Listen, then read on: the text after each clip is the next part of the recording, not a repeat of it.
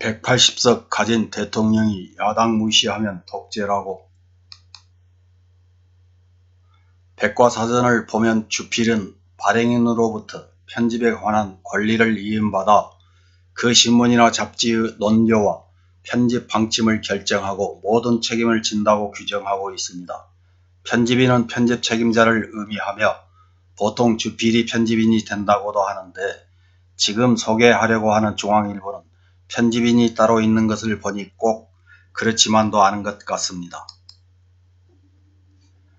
활자라는 도구를 이용해서 대한민국을 모독하고 국민을 짓밟는 데 앞장서온 대표적인 혐한 신문인 중앙일보는 5월 4일자 부사장 겸 주필인 이하경이라는 자가 180석 가진 대통령이 야당 무시하면 독재자 된다는 칼럼을 배설해서 국민들이 180석이라는 의석을 몰아준 진위를 왜곡하고 짓밟고 있습니다.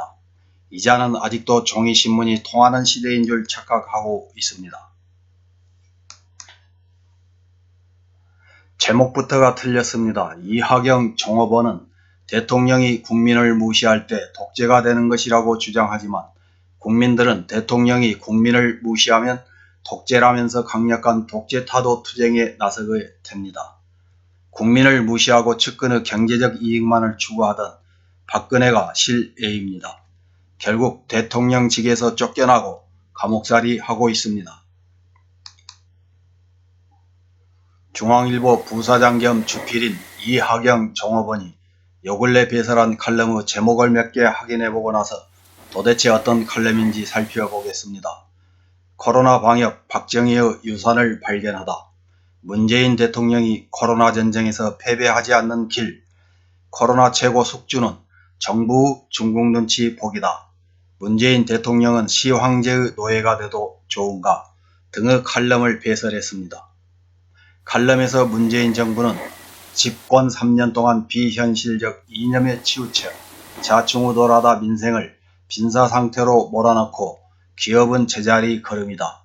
또한 문재인 대통령은 능력 부족을 인정하고 거친 반대가 거슬리더라도 끈질기게 야당의 협조를 구해야 한다. 안보와 경제는 보수와 경험도 많고 신중하게 대처할 수 있다. 180석을 가진 대통령이 이걸 무시하면 독재자가 된다는 궤변을 배설합니다. 그러면서 문재인 정부는 코로나19 방역에 성공했다. 한국의 소프트 파워에 전 세계가 주목하고 있다. 영원한 모델이었던 서구가 거꾸로 우리를 배우고 있다. 진정한 선진국이 될 기회다. 집권 세력은 스스로의 한계를 인정하고 야당 보수와 손 잡아야 한다면서 이런 자신의 주장이 어이없었는지 느닷없이 녹색 성장으로 포장합니다. 경제 위기에서 벗어날 과감한 조치, 사회적 약자의 보호가 절실하다. 기후 깡패의 오명을 벗고 녹색 성장으로 기후 대응에 앞장서야 한다. 전 세계의 인재와 기술, 자본이 몰려오는 매력 국가를 건설해야 한다. 그러려면 승자의 저주를 피하기 위한 통합의 정치를 시작해야 한다면서 협박같지 않은 협박으로 칼럼을 마칩니다. 4.15 총선이 여당의 압승으로 끝나자마자 모든 혐한 신문들이 나서서 협치해야 나라가 산다고 떠들다가 약발이 안 먹히니까 혐한 신문의 선두주자인 중앙의 부사장까지 나서서 이렇게 독재를 내세우면서 대통령과 국민을 협박합니다. 마치 작년 7월 일본이 수출 규제로 우리나라를 괴롭힐 때 일본과 대립을 계속하면 한국 망한다고 협박하던 모습 그대로입니다. 이런 방식이 예전 아날로그 시절에는 어느 정도 통했을지 몰라도 지금의 디지털 시대에는 턱도 없는 헛소리에 불과하다는 것을 잘 알 텐데도 다급하니까 이런 짓을 반복합니다. 이런 대한민국 정부와 국민에 대한 협박을 보고 붕괴한 국민들이 중앙일보 홈페이지의 해당 기사에 들어가서 팩트 폭격해버린 댓글을 몇 개 확인해보고 마치겠습니다. 첫 번째 댓글입니다. 이런 자가 주필이라니 중앙일보답다. 유권자들로부터 표를 받은 대로 하면 된다. 180석은 180석만큼, 103석은 103석만큼만 하면 되는 거야. 다음 댓글입니다.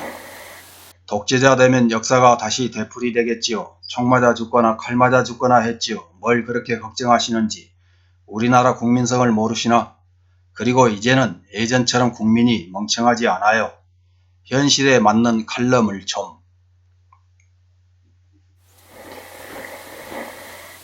칼럼을 쓰려면 제대로 정확히 쓰세요. 야당을 무시하면이 아니고 국민을 무시하면 독재자가 되는 거 아닌가요?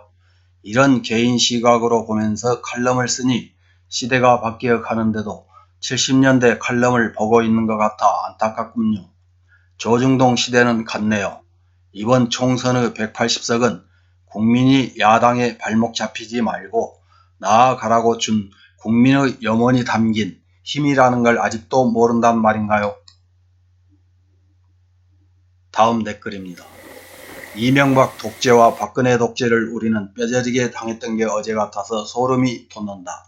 박정희 전두환 독재 때는 조선중앙통화일보가 박정희 전두환 대변 꼭두각시로 매일매일 행선일정 홍보와 신격화, 종교찬양 홍보지였던 것을 50년 이상 봐온 터라 지금 하는 거짓 조작 기사들을 보면 기덕이들은 혓바닥과 손모가지를 잘라버릴 언론법을 맹글해야 한다는 생각이 간절하다.